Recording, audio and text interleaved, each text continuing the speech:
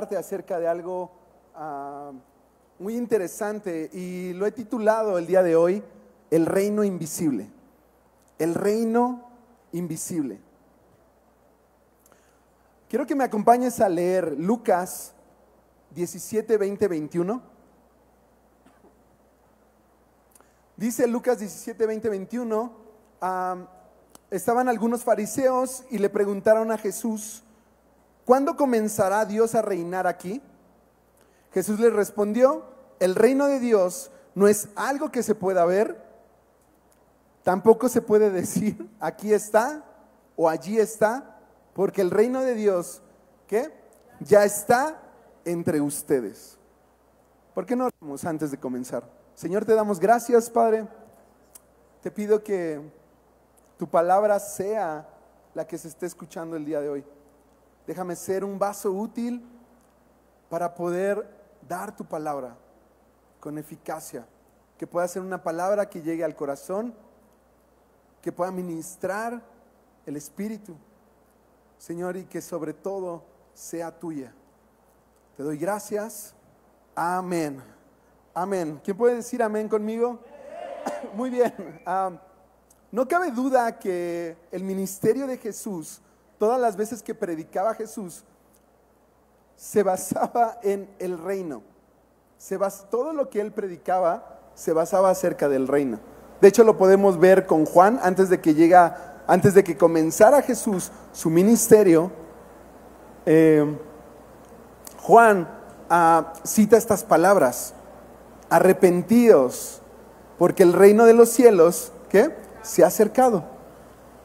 Y de repente es curioso que Jesús comienza su ministerio y comienza el gran sermón del monte casi con las mismas palabras. Él comienza diciendo que todos los que están bienaventurados, los quebrantados de espíritu, ¿por qué? Porque de ellos es el reino de los cielos. Y entonces el reino de Dios era el tema central de toda predicación de Jesús. Era su tema principal. Sabes, Dios quiere que experimentemos su reino, no solo en el cielo, porque todas las creencias religiosas, llámese cristiana, católica, budista, no sé, lo que tú quieras, es que después de la muerte tú vas a disfrutar una vida mejor, ¿cierto? No, vas a llegar a algún lugar, al cielo, al más allá, no sé, X cosa, exacto, algunas cosas más allá, pero que vas a disfrutar una mejor vida. Pero la predicación de Jesús o el evangelio de Jesús no era este reino que solamente se esperanzaba después de la muerte, sino que era también real y quería que ellos experimentaran este reino aquí en la tierra. ¿Cuántos les gustaría tener una vida de reino aquí en la tierra también? Amén. Bien, yo también. Este mensaje se volvió sumamente peligroso. Lo que predicaba Jesús se volvió sumamente peligroso para algunas esferas que lo rodeaban.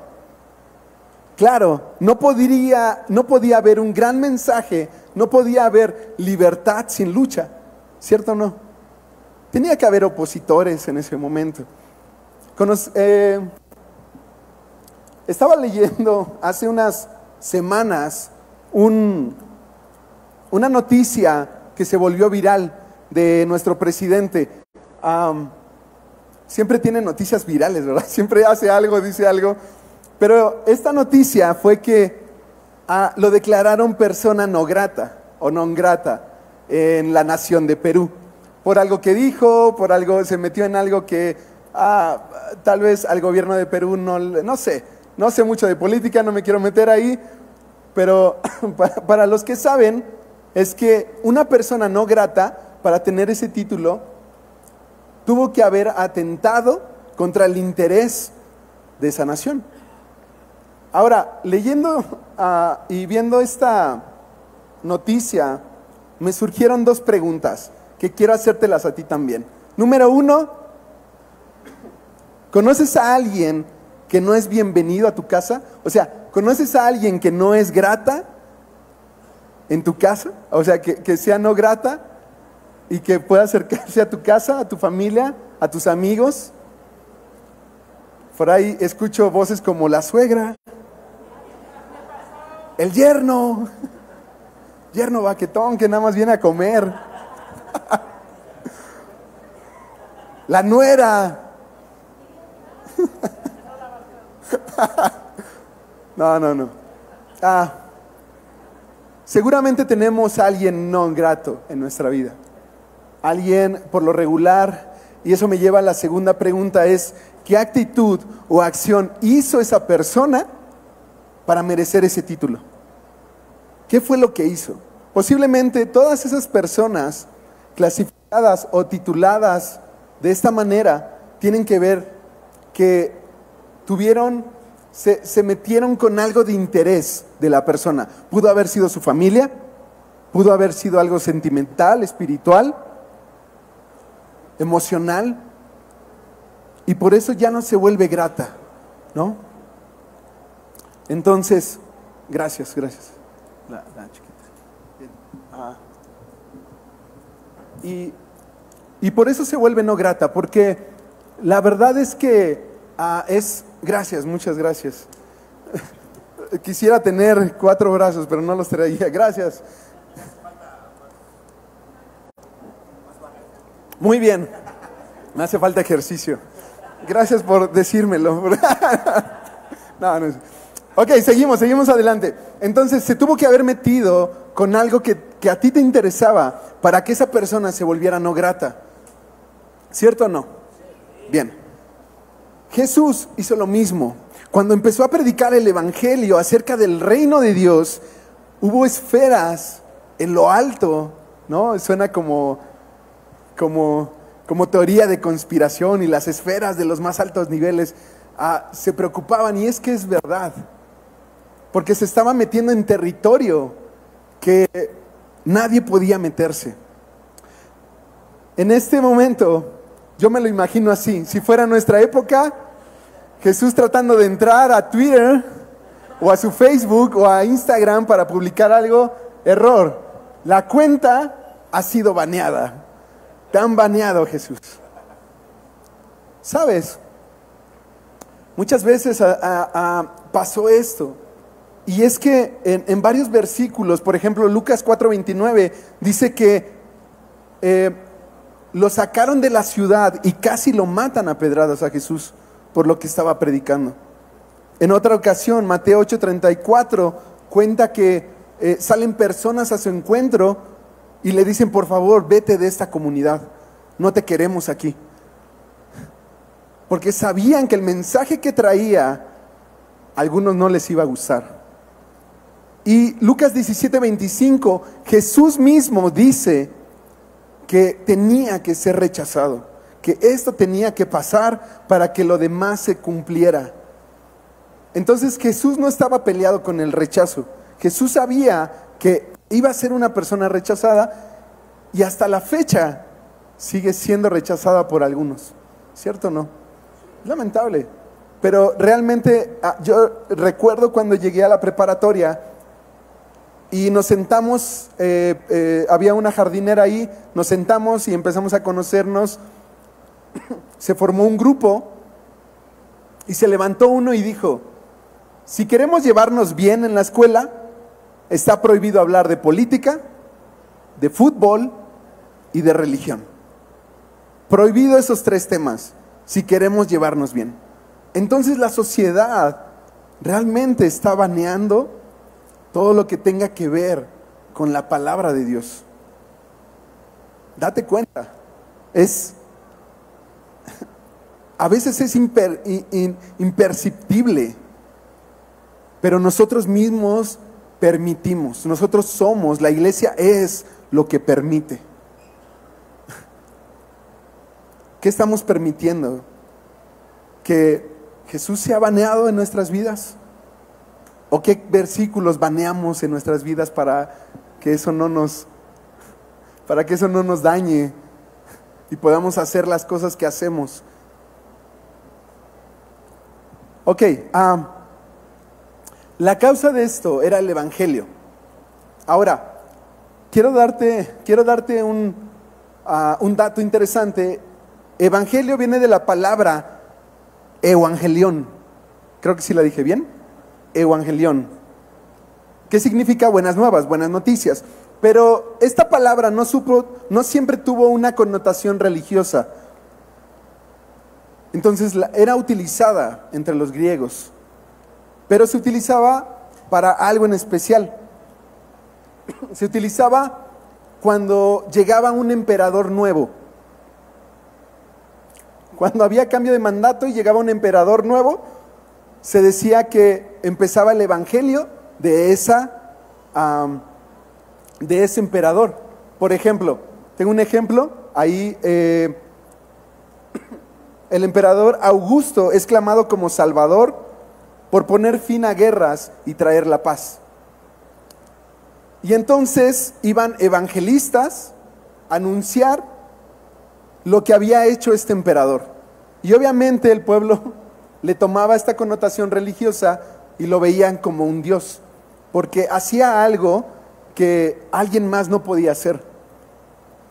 Entonces, quiere decir que esta palabra se utilizaba para alguien que empezaba o comenzaba a reinar. Entonces, cuando llega Jesús y se presenta lo que está diciendo como un evangelio, quiere decir que había llegado alguien nuevo a traer buenas nuevas, buenas noticias, y esto a algunos no les agradaba, porque decía, ¿cómo? Si aquí los que mandan es Roma, ¿cómo va a haber otro emperador? ¿Cómo va a haber otro evangelio que no es el del emperador? Entonces había un conflicto muy grande. Quiero presentarte tres esferas con las que tuvo que luchar Jesús. Número uno, con el Imperio Romano. El Imperio Romano, recordemos que tenía a los judíos esclavizados. El Imperio Romano los tenía, estaban obligados los judíos a llevar sus cosas a una milla. Podían agarrar a cualquier judío y decir, hey, ven, deja lo que estás haciendo, carga mis cosas una milla. No me interesa si tu familiar está enfermo, tienes que hacer lo que yo digo. Cobraban impuestos carísimos, los maltrataban. Y de repente llega un hombre llamado Jesús, predicando un nuevo evangelio, que decía que iba a traer libertad a los cautivos. Y obviamente decían, a ver, espérate, espera, porque eso puede causar una revolución acá, se pueden levantar los judíos y no queremos una guerra. Y entonces se ganó como enemigos al Imperio Romano. Número dos, la esfera de religiosos. ¿Sabes? A pesar de que estaban en el mismo bando, Jesús venía a exponer su doble moral. Esa gente que vestía con túnicas largas y tenía todas las gemas aquí y tenía un montón de cosas, se ponían sus sombreros y pasaban caminando rectos. Pero cuando se trataba de ayudar, a alguien que necesitaba, no lo hacían. O sea, preferían seguir la ley tal cual, pero eso dejaba de ayudar a personas. Dejaron de ver por viudas, por huérfanos, por aquellas personas que lo necesitaban realmente. Y realmente empezaban a vivir una religión. ¿Cuál doble moral? Eran los únicos que podían entrar al lugar santísimo, a ofrecer el sacrificio. Y obviamente su ego se alzaba porque ellos eran los grandes sacerdotes, los que traían la verdad. Nadie podía saber más que ellos. Y obviamente cuando llega un hombre llamado Jesús y los empieza a exponer esta doble moral y empieza a decir que Él va a ser un puente para que judíos y gentiles tengan esta conexión con Dios directamente, ya no les gustó. Dijo, ¿cómo? ¿Cómo nos vas a quitar ese privilegio? ¿Cómo es que un gentil va a poder entrar al lugar santísimo? Y ya no les gustó. Y tuvo de enemigo a los religiosos.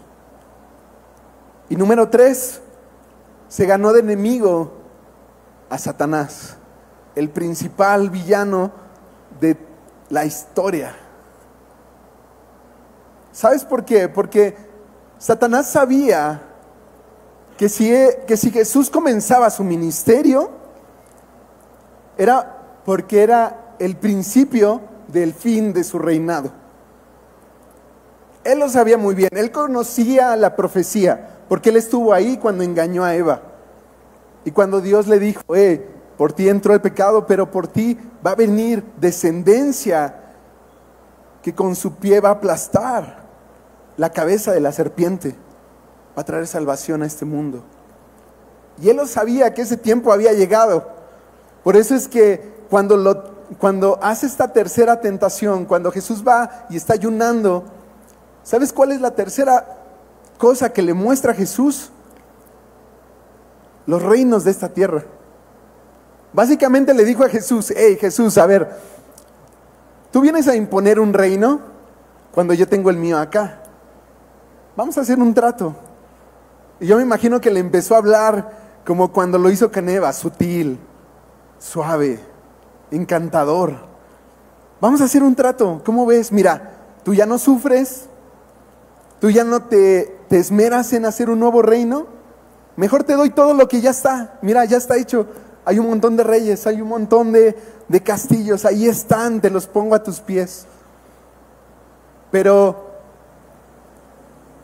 muchas veces no leemos la letra chiquita. Y la letra chiquita decía, si me reconoces y me adoras.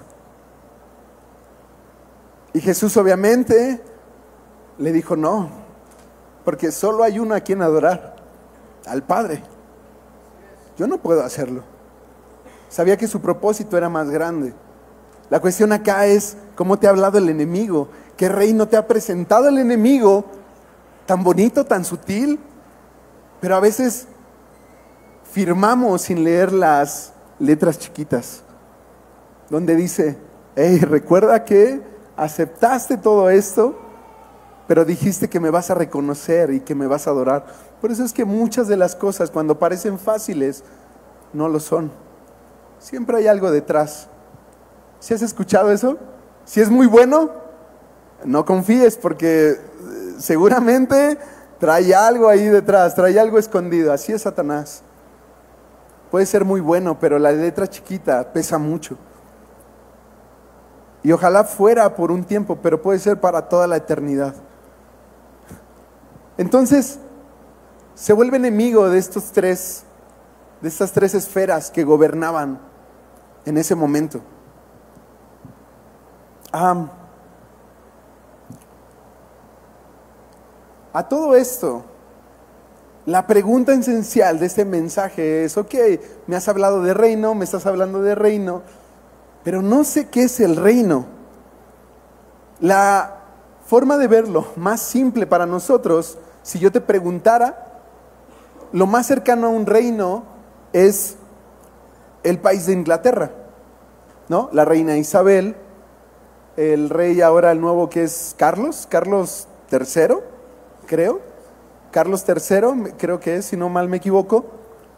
Pero ¿qué es el reino para algunos? Como nos lo ha pintado, es opulencia. Son trajes carísimos, coronas con un montón de joyas, castillos grandes, enormes, con 50 habitaciones o más de 100 habitaciones, que ni siquiera pueden dormir en una, porque ni siquiera lo pueden limpiar ellos mismos. Exageración, carros, aviones. Eso es lo que nos dice el mundo que es el reino. Pero, ¿cuántos saben que Dios es bien raro? Y a veces no es lo que pensamos. Déjame decirte para qué es el reino para Jesús. Y para esto, déjame contestar una pregunta. Más bien, ¿qué no es el reino? ¿Qué no es el reino? Ok. El reino no tiene que ver con dos cosas. Número uno, y vamos a nuestro pasaje inicial, le dice Jesús que el reino de Dios es algo que no se puede ver. Es algo invisible, es algo que no se puede ver. Entonces no tiene nada que ver con lo material. ¿Ok? Porque lo material es visible. Y número dos, dice que el reino no puedes decir que está aquí o está allá. Entonces quiere decir que el reino de Dios no está en un lugar en concreto. Ha habido malas enseñanzas donde dice, hey, el reino de Dios está en esta casa. Y si tú no vienes a esta iglesia, y si tú no vienes a esta parte, y si tú no vienes a nuestros live groups, entonces no puedes experimentar el reino de los cielos. Y no tiene que ver con un lugar en concreto. Entonces, ahora sí, Mateo 5, Mateo 5 nos muestra cómo Jesús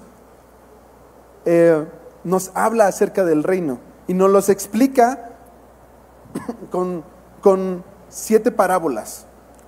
Así es que voy a tratar de darle lo más rápido posible. Número 1, como un sembrador. Dice que el reino de Dios es semejante a un sembrador. ¿Qué tiene que ver el sembrador con el reino de Dios? Número 1 es que cuando el sembrador avienta la semilla, dice que tiene que caer en una tierra fértil. Esa tierra fértil se llama corazón. Cuando una persona está realmente con Dios y la semilla del reino de Dios encuentra un corazón, ¿sabes qué pasa? Dice que echa raíz profunda. Escucha esto, echa raíz profunda, crece como un árbol y empieza a dar fruto. Pero escucha esto, su fruto no es del 30, el 60 y hasta 100 veces más. ¿Qué quiere decir esto?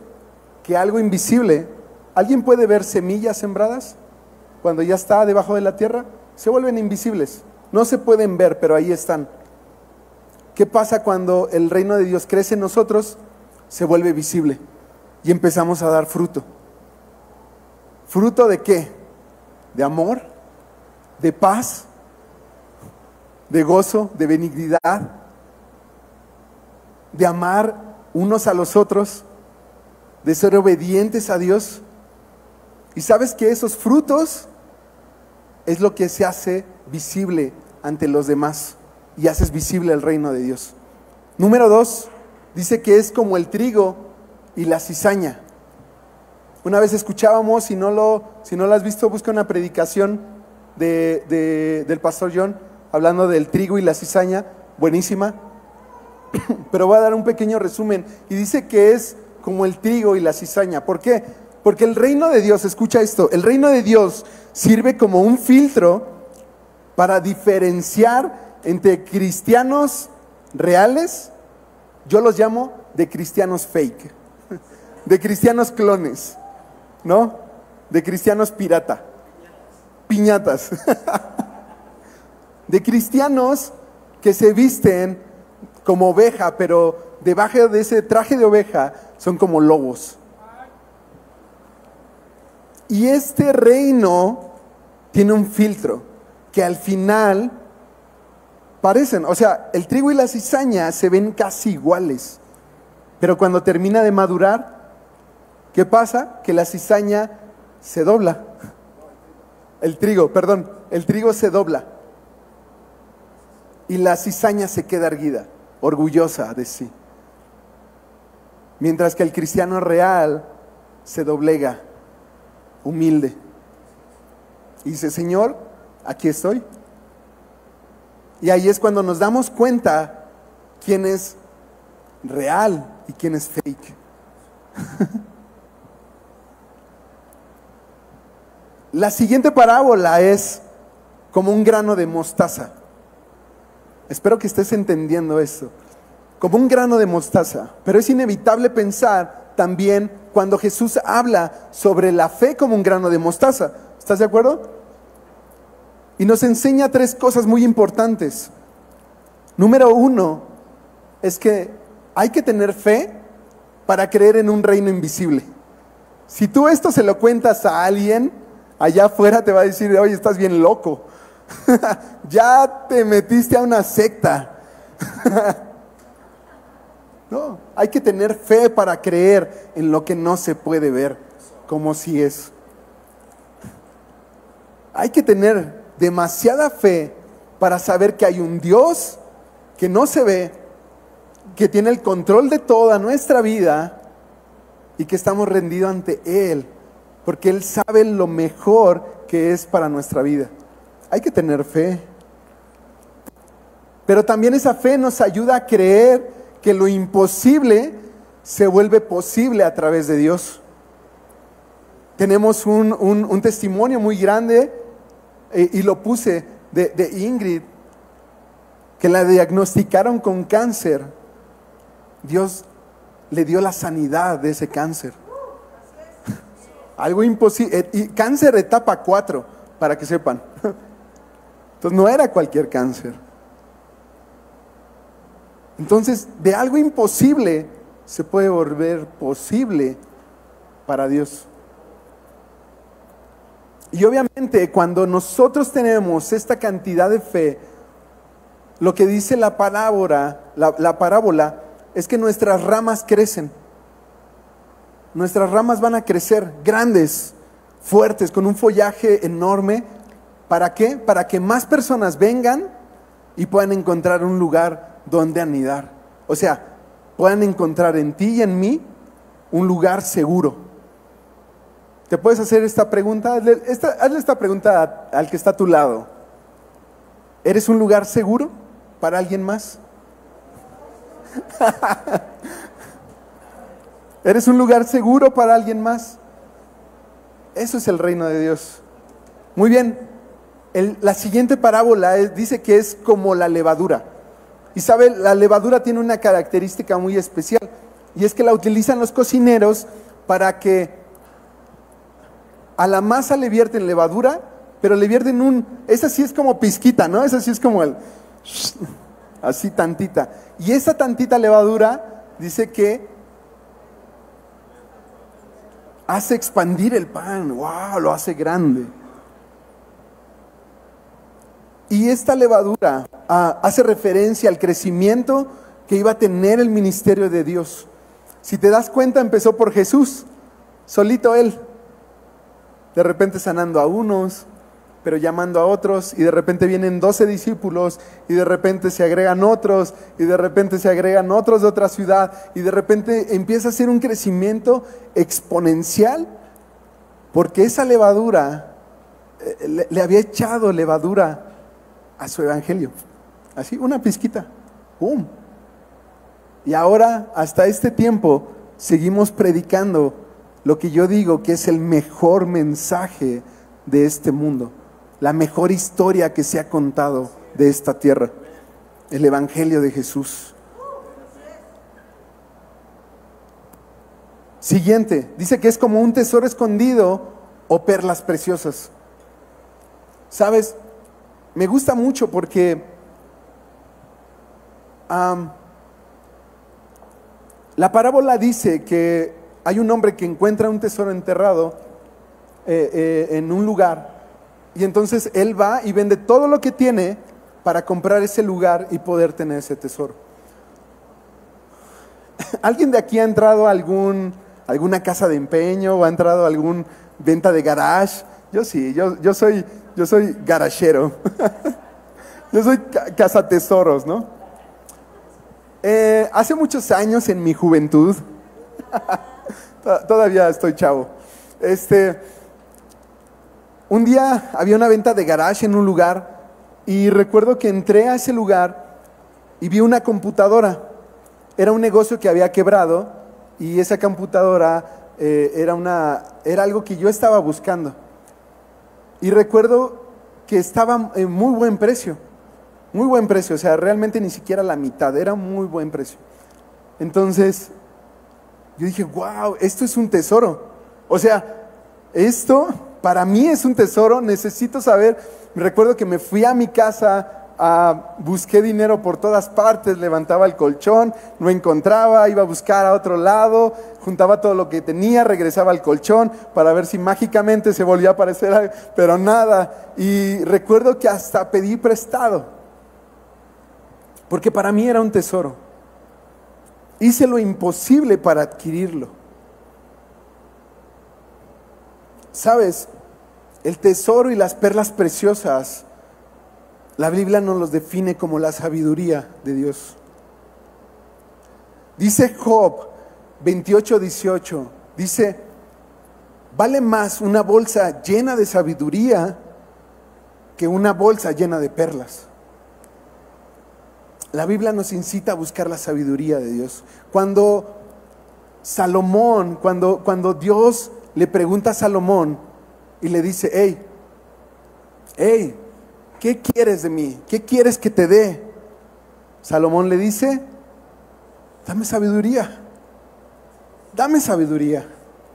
necesito tu sabiduría, porque sé que si tengo tu sabiduría, todo lo demás será añadido. Busca el reino de Dios, su justicia, y todo lo demás será añadido. Busca la sabiduría de Dios, no te afanes por los demás. Último, dice que es como una red para pescar. Esto es muy similar a la del trigo, porque dice que cuando vengan los peces, va a haber una diversidad de peces, va a haber diversidad de gente, diferente tipo de personas.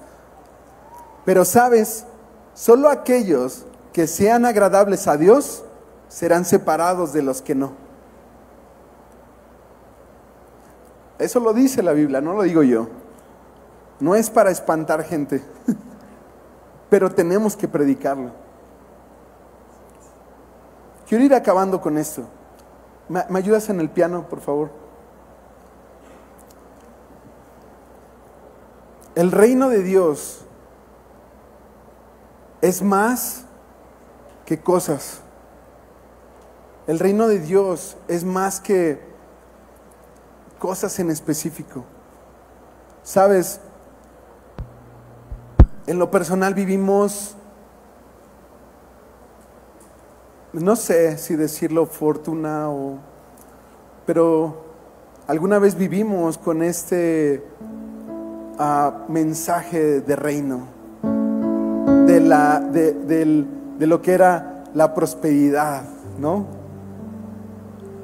Y si no traías el mejor traje y los mejores tenis, entonces no estabas viviendo en el reino. Si no traías el mejor carro, si no vivías en la mejor casa, si no dabas diezmos y ofrendas grandes, jugosas, entonces no estabas en el reino de Dios, porque no eras prosperado. Y cuando vivimos en esto, malamente lo predicamos a alguien más. Y cuando estaba estudiando esto, déjame confesarte algo que ha sido uno de los mensajes más difíciles que yo he podido estudiar, porque hay mucho más en el reino de Dios. Pero entre mi esposa y yo hicimos una pequeña conclusión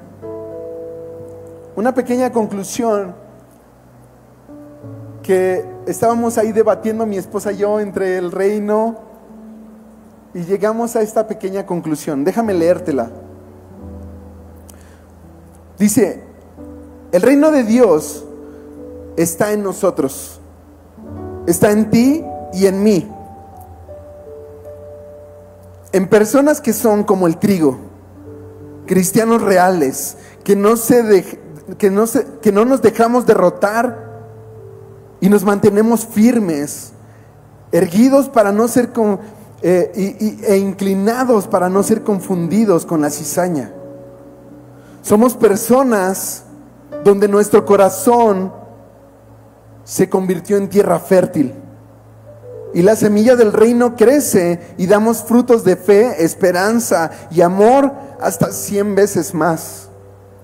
Somos estas personas que engrosamos y hacemos crecer como la levadura al pan el evangelio de Dios, llegando a mucho más personas para ser alimentadas.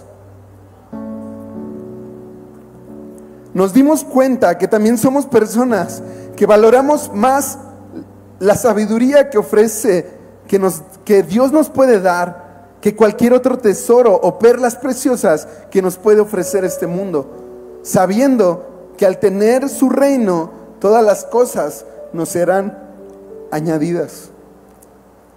Y por último, somos como pescados de calidad premium, agradables a Dios, que al final de los tiempos seremos llevados con Cristo, donde nuestro cuerpo será renovado, nuestras vestiduras serán emblanquecidas y resplandeceremos como el sol por toda la eternidad junto a Él.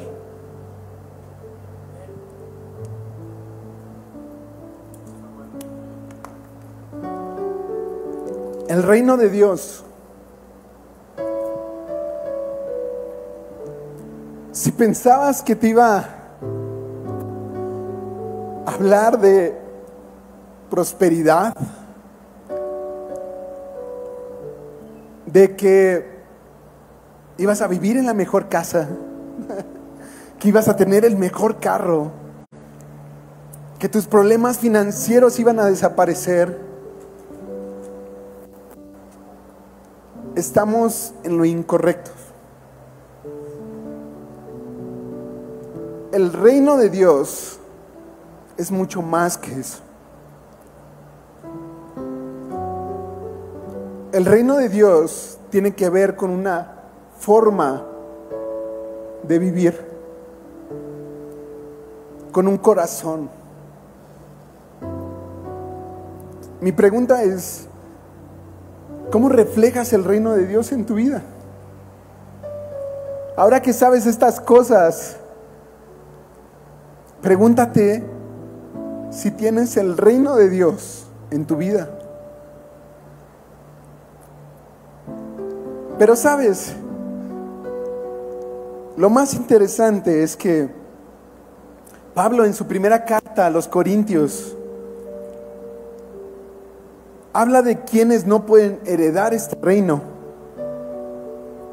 Y no solamente habla de gente mala, y nos da una lista, déjame decírtela así rapidísimo.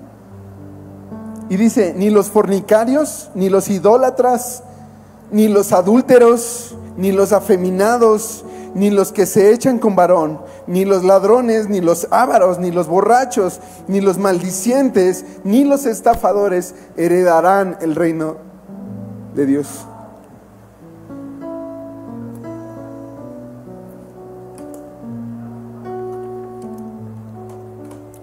No lo digo yo, porque si me quisiera medir con esta regla, estaría fuera. ¿Estarías dentro, Aarón? ¿Alguien estaría dentro?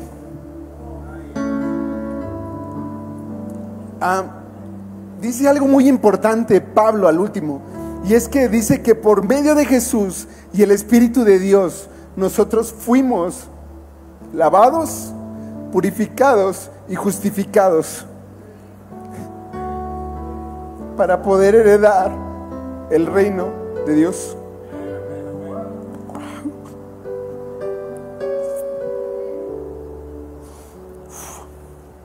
¿Sabes? Es difícil cuando nos vemos reflejados en la Biblia, nos vemos medidos a través de la palabra de Dios. es bien difícil. Porque a veces solo leemos promesas, pero nos hace falta esta palabra, esta parte en la que debemos ser confrontados con nosotros mismos, con nuestro carácter, con nuestra concupiscencia, con los deseos más bajos y carnales que viven en el fondo de nuestro corazón.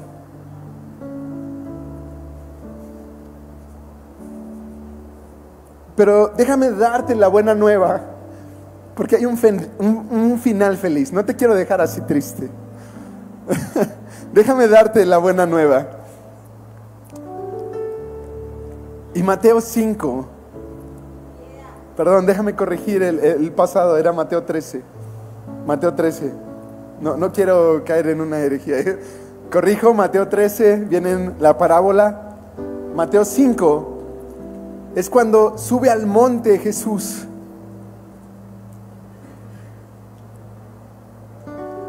Y comienza a dar lo que es el mejor sermón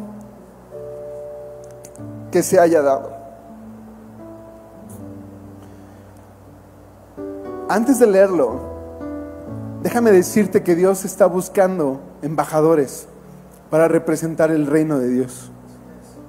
¿Alguien acá quisiera ser embajador? ¿Alguien quiere ser representante? Déjame decirte cuáles son las cosas que necesitas para ser un embajador. Por lo regular, cuando quieres pedir una residencia en algún lugar, te dan ciertas características, ¿cierto o no? Que hables el mismo idioma, tal vez, que sepas la historia de aquel país, que hayas vivido cierto tiempo. Y es muy complicado tener la residencia de algún lugar. Pero déjame decirte que el reino de Dios es el único lugar que no te pide documentación. Lo único que Él pide es tu corazón. Así que, ¿todos tenemos corazón? Ya tienes el primero. Ahora sí, Mateo 5. Mira lo que necesitas para tener el reino de los cielos, para ser un representante del reino de los cielos. Dice: bienaventurados los pobres, ¿qué? En espíritu, porque ellos heredarán el reino. ¿Alguien aquí ha estado quebrado? ¿Alguien aquí necesita que su espíritu sea renovado? Segundo, bienaventurados los que lloran, porque ellos recibirán consuelo. ¿Alguien de acá ha llorado? ¿Alguien de acá ha sido lastimado? ¿Alguien de acá ha tenido que experimentar una muerte? Yo tuve que llorar por 3 legrados.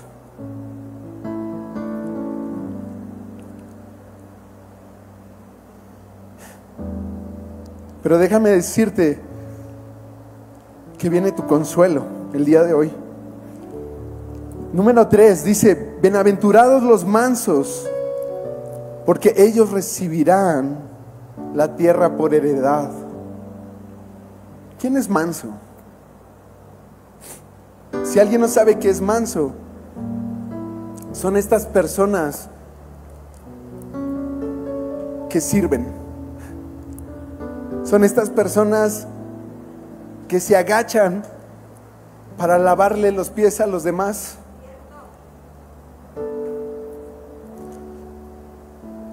¿Sabes? Jesús tuvo que haber sido manso. Dice que tuvo que ir a la muerte como manso corderito. Ahí, con la cabeza agachada, sin decir ni una palabra, pero en servicio, para cumplir el propósito por el cual había sido mandado a esta tierra, que era morir por ti y por mí, para que pudiéramos tener salvación. Siguiente punto: bienaventurados los que tienen hambre y sed de justicia, porque ellos serán saciados. ¿Alguien necesita justicia en su vida? ¿Te han encarcelado por algo que no has hecho? ¿Te han juzgado por algo que no has hecho? Más bien todos hemos sido juzgados por algo que hacemos. Jesús tuvo que ser juzgado por algo que no había hecho. Hay gente acá que necesita justicia en su vida. Siguiente: bienaventurados los misericordiosos, porque ellos alcanzarán misericordia. ¿Sabes? Me encanta esta iglesia, porque es una iglesia misericordiosa. ¿Qué quiere decir? Que se preocupa por el que necesita. Por eso tenemos una mesa allá atrás, donde recogemos despensa, porque nos encanta ayudar a alguien más, a necesitados. ¿Hay alguien que necesita aquí el día de hoy? Tenemos algo para ti. La iglesia tiene algo para ti. Y no solamente una oración, porque a veces es como: déjame orar por ti nada más. Sí, Señor, dale más. Sí, dale. Sí, ay, está bien tu oración, pero llego a la casa y no tengo nada que comer. ¿A quién conoces que necesita cobijarlo? ¿A quién conoces que necesitas protegerlo, que necesitas amarlo, que necesita un abrazo, que necesita perdón? Por eso me encanta nuestra iglesia, porque somos misericordiosos. ¿Y qué dice? Que nosotros alcanzaremos misericordia. Por eso quiero ser cada vez más misericordioso, quiero ser más generoso cada vez. Penúltimo: bienaventurados los pacificadores, porque ellos serán llamados hijos de Dios. Los que no buscamos problemas, por ahí dicen, a los que no sean mecha cortita, ¿ah? Que cualquier cosita, ¡pum!, se enciende y ya quiero. Es que ni me digan nada, porque ahorita me desconozco como pastor. Me bajo de la cruz, ¿no? No, gente pacificadora, que ama la paz, que cuando hablas con ellos dices: wow, no sé qué pasa, pero cada vez que hablo con esta persona me transmite una paz. Yo venía todo enojado y termino de hablar con ella y se me quitó todo. ¿Te ha pasado? ¿Has hablado con alguien así? Seamos amantes de la paz. Y último: bienaventurados, escucha esto, bienaventurados los que padecen persecución por causa de la justicia, porque de ellos es el reino de Dios. Y añade otras cosas más. Dice que por causa de mí sean agredidos, sean perseguidos, sean maldecidos.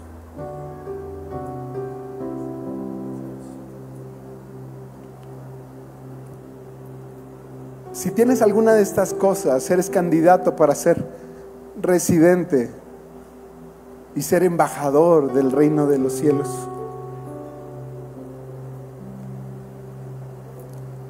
Y hoy, el día de hoy,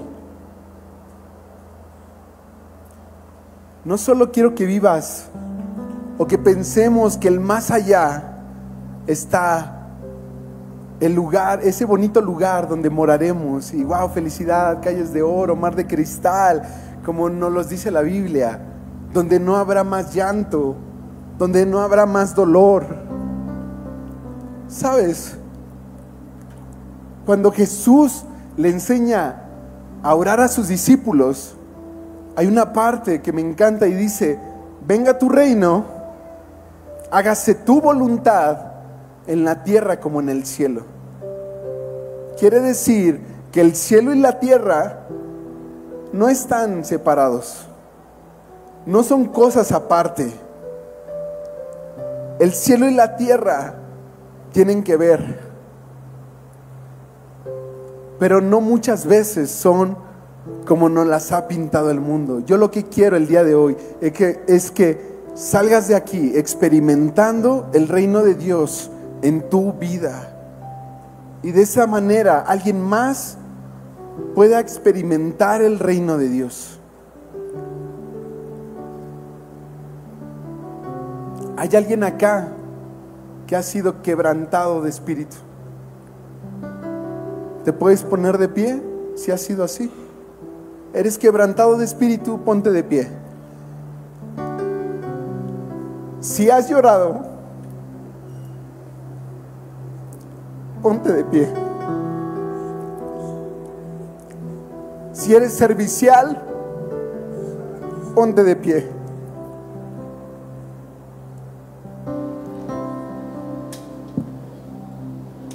Si necesitas justicia en tu vida, ponte de pie.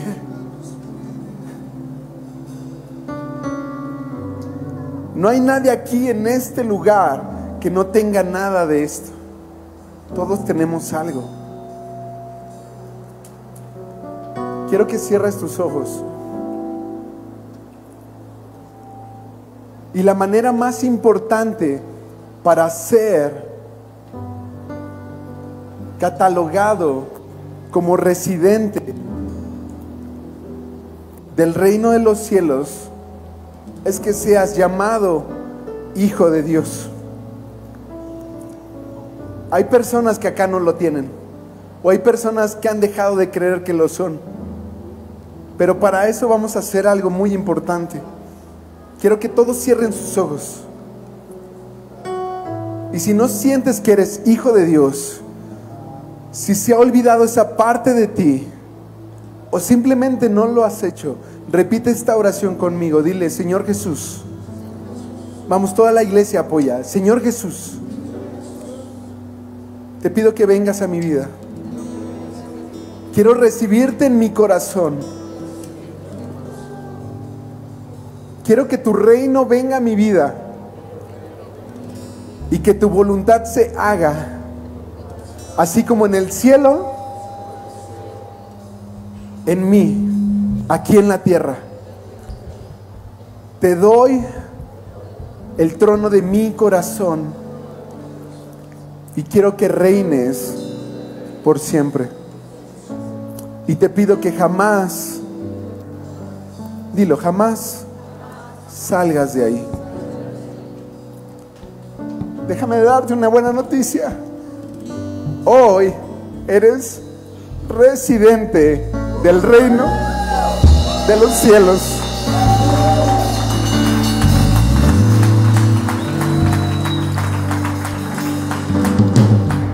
Mientras cantamos esta canción, acepta. Me encanta esta canción. Si no la habías escuchado, era de lo que te hablaba. Lo único que quiere Dios es tu corazón. Dice Apocalipsis: hey, yo estoy aquí a la puerta y llamo. Todo el que quiera, el que me oye y abra la puerta de su corazón, dice que yo entraré a él, cenaré con él y él conmigo. Habla de una relación con Dios. Y si lo tomaste a la ligera esta primera oración, déjame decirte que todavía está Jesús a la puerta. Y posiblemente este sea el único y último llamado a tu vida de poder aceptar a Jesús en tu corazón Así es que piénsalo bien, piénsalo bien. Así es que voy a hacer un llamado a todos aquellos.